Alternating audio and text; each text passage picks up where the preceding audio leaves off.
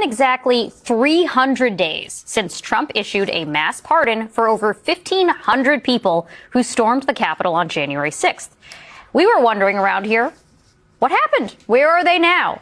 Well, let's start with a militia member who was actively texting members in an Oath Keepers group chat who called himself, and I am not making this up, a member of the Curb Stomp crew, and who is now the lucky recipient of not just one, but 2 presidential pardons. President Trump pardoned this man, Dan Wilson, on Friday for owning unauthorized firearms after he had already been pardoned last year for felony conspiracy charges during January 6th.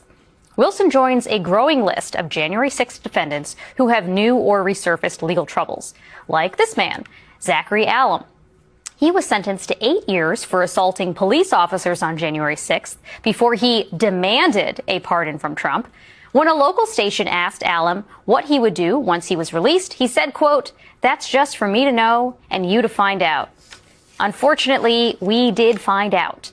Less than 4 months after his release, Zachary was arrested in connection with a home invasion.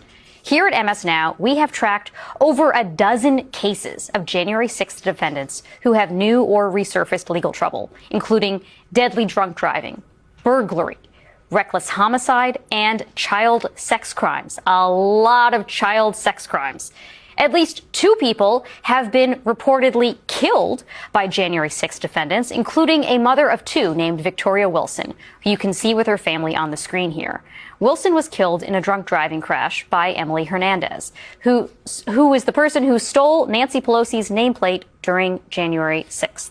Every single position that they have taken over the course of the last several years about this issue, they have totally been, they've just lied on. I mean, J.D. Vance said that people who attacked the police on that day should not have been pardoned. They were all pardoned. People who are violent or severe criminals should not be pardoned. They were all pardoned. And all this talk about giving millions in legal fees and giving, money from the Department of Justice to these pardoned individuals. Can you imagine what's going to happen? Who I want to get the money? The children who were molested by January 6th. Yeah, no kidding. Who were let out of jail. No kidding. I wonder, are they trying to go for a third pardon for some of these people? It feels like they are just giving this blank check.